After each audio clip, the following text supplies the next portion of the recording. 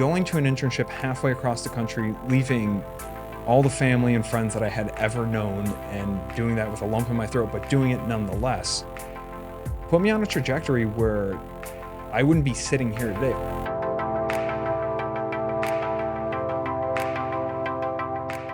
I just had the most fascinating conversation with Lev, our director of financial planning and analysis. Lev told me about growing up in the Soviet Union.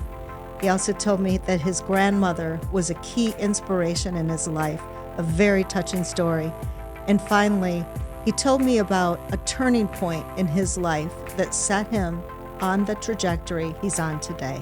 I think you're going to love hearing about Lev's story.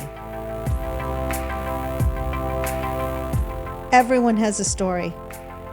And today, I'm so excited to hear yours. Lev Skokin. Thank you. Great to be here. And I'll speak to my best abilities about the easiest topic to speak about, which is yourself, because who knows oneself better than the person speaking? Exactly.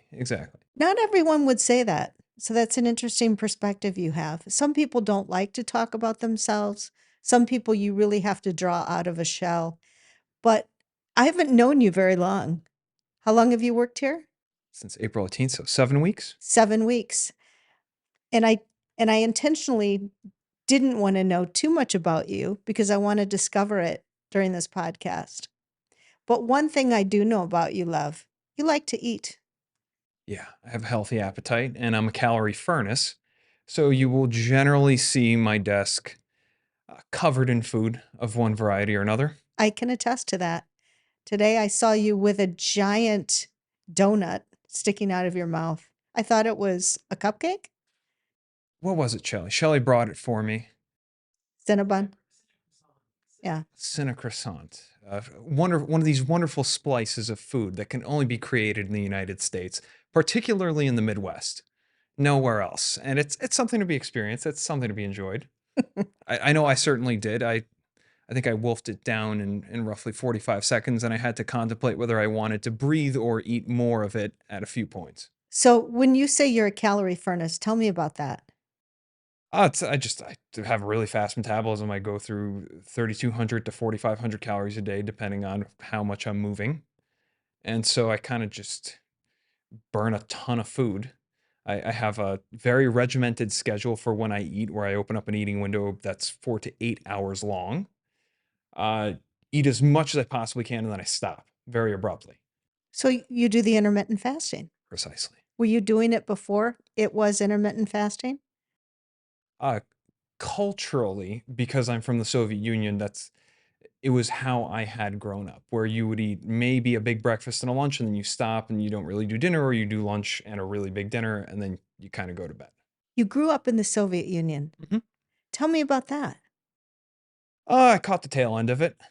So I got to the most that I remember of it is when it was falling apart. And then I ended up in what is modern day Ukraine, first in the city of Kiev, and then in a town called Vishniki, which was on the outside of, kind of past the suburbs of Kiev.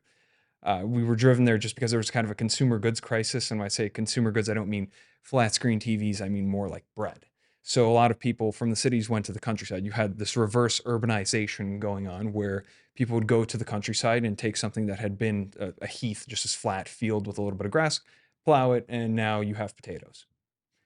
So we ended up there. Ultimately, it didn't look like things were going to be looking up anytime soon, so we caught a night train to Moscow. We went to the United States Embassy. We were greeted with kind of unusually open arms. We went, explained our situation, and they gave us refugee status, and they told us, you can come to the United States. We ended up moving to New York City, where my uncle was already there. He had defected in the early 90s, right towards the end of the collapse. So he met us here, and the rest is kind of history. Grew up in New York, moved out here, moved back to New York, moved back here, moved to Germany, moved to Ohio, and then came back here, got married, kids. Now I'm not going anywhere. Wow. So tell me, how old were you when you I moved to the US? think I was almost 7. So I was like 6 and 11 months. Did you speak English? A little bit. So it was a kind of this weird situation where at that point I was learning English as my fourth language because when it was the Soviet Union, you have to speak Russian. If you come to school and you speak something different, they get kind of mad at you. But then it turns into Ukraine and you're expected to learn Ukrainian. So now you're learning this. My father was really big on reading the Old Testament at the time. So he said, we're going to read it in Hebrew. You're going to learn Hebrew with me. We're not losing anything in translation. And then when we were kind of abruptly moving to the United States, it wasn't something that we had planned for years. It was just that the opportunity kind of opened up rather suddenly. So I learned the alphabet, a few words. And my first day of school, I couldn't speak to anybody. I didn't know what was going on. The teacher's looking at me saying stuff. I don't know. I don't know what's happening here. And I'm just kind of sitting at a desk wondering what's happening. And slowly, probably 6 months later, I was speaking English pretty well because it's easy to learn as a kid. That is amazing. Like, that is a story not many people have to tell. So tell me, how did that shape you as to who you are today? It made learning languages a lot easier. Just because after the first three, uh, you stop thinking of it in terms of I'm going to have a conversation and I'm going to do these exercises in a textbook, and you already know what language kind of consists of, where you will say this is definite articles, indefinite articles, verbs, conjugations, tenses, nouns, and you start filling in those individual boxes, and so languages get very easy. So Spanish in high school, much easier. Italian in college, oh, cake. How many languages do you speak today? I can get by if you drop me anywhere on the planet about eight. That's impressive. Do you use that language skill in your everyday life? So, yes, because when I speak to my different family members, my grandmother speaks Russian, my mom speaks Ukrainian, my dad will speak a mix of all of the above. My wife is Greek, so I will speak Greek to her family on a fairly regular basis. I don't really use Hebrew anymore, although when I lived in Germany, it was in the headquarters for a corporation for Europe, Middle East, and Africa, and we did a little bit of business with Israel. So I would get to speak a little bit of Hebrew there and Italian too, because the Italian affiliate didn't speak that much English. The only language I was really missing was French, and I've never learned French. Ah, c'est la vie. Such is life indeed. Yes. So let's go back to you and your family and your current situation. So you said you're here in Chicago, you're here to stay. You Mhm. like it here in Chicago, you're putting roots down. Tell me about your family. So I have my wife. Her name is Kate. I have two twin daughters that are 19 months old, in that perfect, really adorable toddler phase before the terrible twos, but after they can walk around and they know what a hug is and they're excited to see you. So really the best time. And my in-laws live about six doors down from us, so they watch our kids on a regular basis. We're a pretty tight-knit family. My parents and my grandmother are still in New York City, so I periodically will fly out and visit them, but that's about all of us that are here. Twin daughters. Identical, the rarest kind of twins. Does that run in your family? No, identical twins are completely chance. Fraternal twins can be genetic, but identical twins just means that the egg split. That's it. And that is 3 in 1,000 pregnancies. How cool is that? Unbelievable. Yeah, it's a great 2-for-1 deal, and they're super adorable. Like I mean daughters, super cute. Yes, I can attest to that. I have two of my own. There you go. Not twins. So when you think about your life here and the things that we all take for granted, you have a different appreciation for what life is like in other parts of the world, given how you grew up. Oh, absolutely. And quite honestly, just the amount of things that were mind blowing when adjusting to moving to the United States were things that nobody would ever think of. For example, we buy a TV and we turn on it's in color. That's amazing to me. Mhm.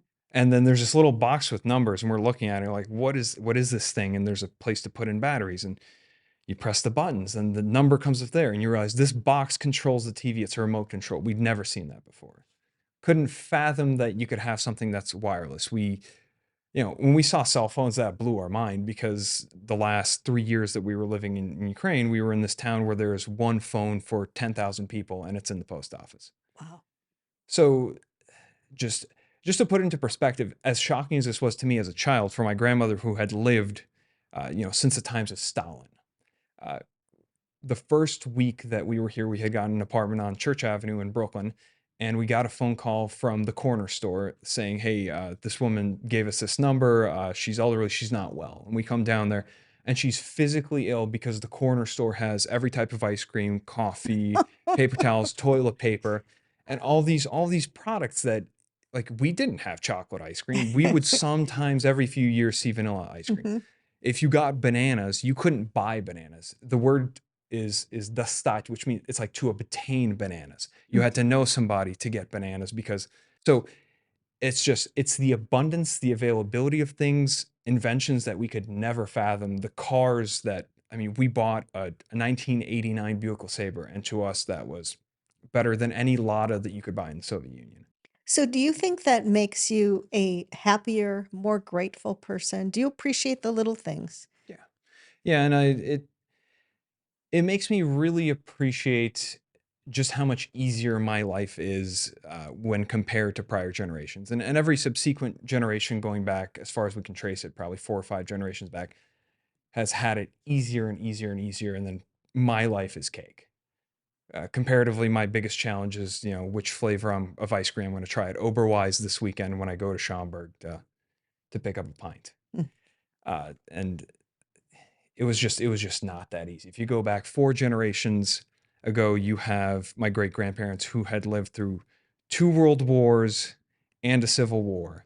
Then you have their kids who lived through Stalin's time, this totalitarian regime where the wrong joke gets you basically into legal trouble, and you might not ever see the light of day again. You see my dad's time where there's no war and it's getting a little bit freer, but there's a consumer goods crisis.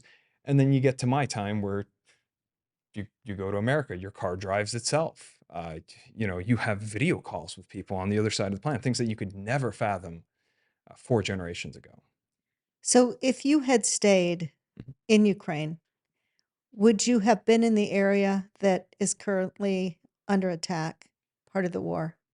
Every area is part of the war. And that is so, yes, Kiev got bombed. The park where I used to go with my dad, the park, it's called Park Frunze, that got bombed. The playground there got bombed, and there were families there that day. And I mean, so my wife and I, we had hired a nanny to help us. She was also from Ukraine. She was a fresh transplant. She was from Lviv, which is the westernmost part of Ukraine. It's right by Poland. And they make it a point to bomb that part as well, just to show them that there is no place where you're safe. So if you are in Ukraine, you are not in a place that is safe currently. Do you have any relatives that are in Ukraine today? Uh, no close relatives, perhaps some distant relatives in the villages. Those of us that could left, and unfortunately those that stayed just due to a lack of good medical care, nutrition. They were older and they're not that area of the world is not exactly known for the longevity of its population. Hmm. Well, I'm so glad that you ended up here at Me too. CNG. Me too. CNG and the United States. Yes, It's a pretty yes, sweet deal. yes. Mm. So tell me about what you do for us at CNG. So I'm the director of financial planning and analytics. And if you would imagine us as a car, I look out the front windshield. Kim is driving the car. I'm describing what turns we're going to go down. I'm writing the map. Whereas accounting's probably sitting in the back seat and they're looking out the window going, look at all that stuff that we just passed back Uh-huh. there, and accurately Yes, describing it and logging it. I love that. That is a great way to explain your job. Tells me you're a really fun person. Perhaps I'll leave that to other people to determine. Wow. Who's had the most influence in your life? My grandmother from my father's side. Tell me about that. So when we had moved here, she essentially took over raising me, and she's an old school Soviet aristocrat. So every major classical musician that you can think of, if they did a tour in the Soviet Union, she would have been at that show. And so she was at a very high level of culture, very high level of education in a country where 10% of the population get a college degree. She had a master's degree in economics. She was the one that said you should go into finance. Just to give you an idea of how much she had steered my life. And when my parents were working so that we could kind of make ends meet, Uh, she, instead of being retired and just taking it easy, she went to the next level and she would cook my meals, pick me up from school, check my homework. So I was doing English at like the normal level when I was in second grade, but I was doing mathematics at a 10th grade level because she would sit there and say, "Oh, come, look at the arithmetic. No, we're doing trigonometry. We're going to start on calculus. Why don't you know your multiplication tables?" And then she would take it a further step up as if that wasn't enough. And she would make sure to try to get me exposure to high culture. So, for example, she would take me to the ballet. And we didn't have a ton of money. So she would go to community college to learn English during the day. And at the end of her lesson, she would go out and there'd be a row of payphones. This was Brooklyn College. And she would pull the little tab to see if there was any change left over. And she would save all that change until she had like 40 bucks. And then we would get nosebleed seats to see the Nutcracker at Carnegie Hall. Wow, that Yeah. is Yeah. fascinating. What an inspiration. Yeah. That woman is tough. And she's still alive. She's still in New York, in her Mhm. apartment, How old is she? 84. How often do you get to see her? I try to go every 3 to 6 months. She must be very proud of you. I would hope so. The Soviets are not as open Mm, as far as saying that, I'm very proud of you, I love you. But if they're not saying anything about how your achievements are insufficient, the silence, like no news is usually good news. That means they're mhm. satisfied. You've lived up to expectations and they can leave you alone to go make your own way in the world. Yeah, that stoic personality. Precisely. I know it. Yes, I have relatives like that as well. But, to have someone like that that pushed you and shaped you, that's that's a great thing to have. Oh Not yeah, everyone absolutely. has that in their life. Ah, Lev, your story's fascinating to me. Thank you. I'm wondering, what age are you today? 34. 34. You're still young. You have so much of your life in front of you. Was there a turning point in your life, a pivotal moment when you feel like this really put me on the trajectory that I'm on today? Was there a decision you made or, you know, uh, an attitude you have that brought you to where you are today? Yes, I think that the 2011 hiring season Mhm, changed my entire life because at that time we were still kind of in the 2007 recession. There was not a ton of new jobs available. There was this backlog of people that had been laid off in the 2007 recession that had more experience than me that were looking for jobs. I was looking for a job as well. All of my colleagues in college were looking for a job. I was also working my way through college, so I didn't have a ton of spare time to go out to all these job fairs, and I'm just blasting out resumes uh, continuously and having no luck whatsoever because I'm competing with people that had to go back to college and get their MBA, go back to get their master's. I'm competing with people that have 20 years of experience that got laid off that are going for senior analyst jobs and things along those lines. And I got into, I don't know, can I say the name of a different company? well, Uh, why not? I got into the Abbott Laboratories internship program through extensive networking and just a wild Hail Mary of luck. And I think that's what put me on the current trajectory today. It was the fact that I think probably 90% of the people that I graduated with did not have a job lined up. And I had had an internship and I had gotten into the rotational program with Abbott Laboratories at a very interesting time when they were splitting up and I got to do all this entity splitting. I got to have 6 jobs in 3 years, which I think put me way ahead of everybody else in my class. And it's where I met my wife. We were interns together. So really that moment, going to an internship halfway across the country, leaving all the family and friends that I had ever known and doing that with a lump in my throat, but doing it nonetheless, put me on a trajectory where I wouldn't be sitting here today. If I hadn't gone to the Abbott Laboratories job, if I hadn't rotated through, I would have never gone and worked for Ryan Moore at a different company called Descendant, which means he would have never invited me to come here. And I would be off in New York doing something completely different with a totally different group of people. I might not even look the same as I do right now. Yeah. Who knows? Who knows where you'd end up, Well, right? it's destiny that brought us here together today, Yeah. love. Yeah. Thank you for being my guest. I really appreciate talking to you. Now, Yes. before we depart, I want to turn the table. Ask Yeah. me any question you want to ask me. So, as great as LinkedIn profiles are, and yours is detailed, but nonetheless, it leaves out a lot of, well, what drives you? How did you end up here? You're running this very successful company, one that is profitable at a time when a lot of other businesses are simply not. So, how did you end up here, and what drives you forward to kind of keep going when I'm sure there's a lot of people that would take a bunch of money and then go relax on a beach somewhere, not keep going. Yes, that's not me. So I grew up in a family of 10 kids, Oh wow. Okay. and I was number 9 of 10.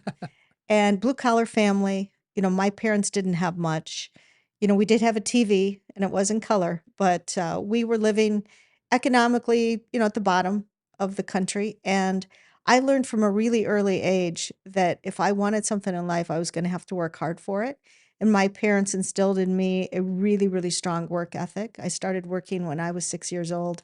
I would take a spoon out of the drawer in the kitchen and go to the neighbors and ask if I could dig up their dandelions for a penny. And that was, for me, the first job I ever had.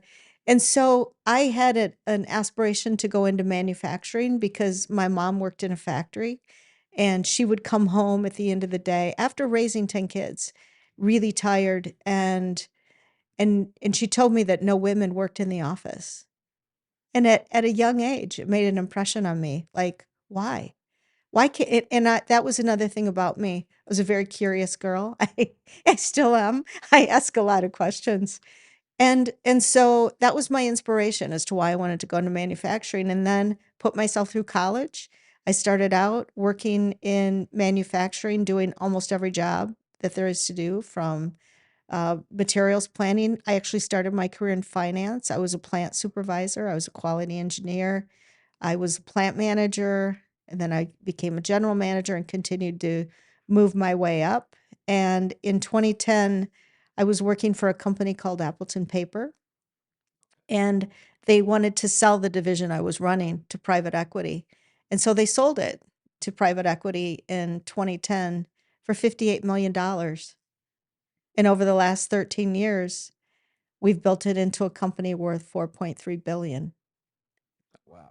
That's So huge. so it all, it all have again, it's destiny, it's fate. It's that was my North Star when I was a little girl, that I was going to be a woman leader in manufacturing. I didn't know how tough the path would be, and it's had its challenges, but I think the one word you could use to describe me is resilient. If I set my mind to something, I'm not gonna stop. Nothing's gonna knock me down. Were there any big setbacks along the way where you thought, "Oh, man, maybe this isn't as easy as I thought it would be. Maybe this might stop me dead in my tracks?" Many, many, many of those days. There were days I came home and told my husband, "That's it. I'm done. I'm done. I don't need to put up with this anymore." But my husband's always been my biggest supporter. He would always, dust me off, push me back out, wouldn't let me quit.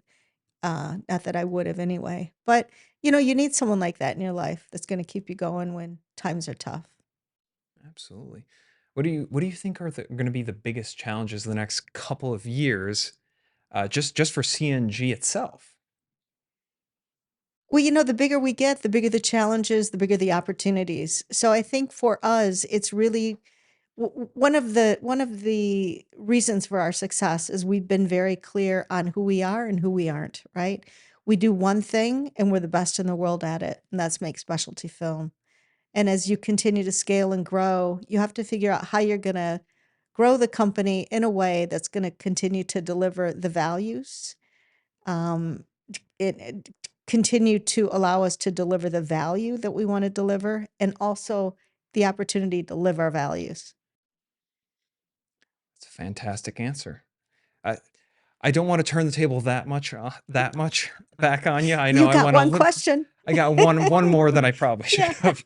All right. Well, thank you so much. Thank you This for has having been me. this has been awesome. Love Skokin. Yes. You inspire me. Thank you.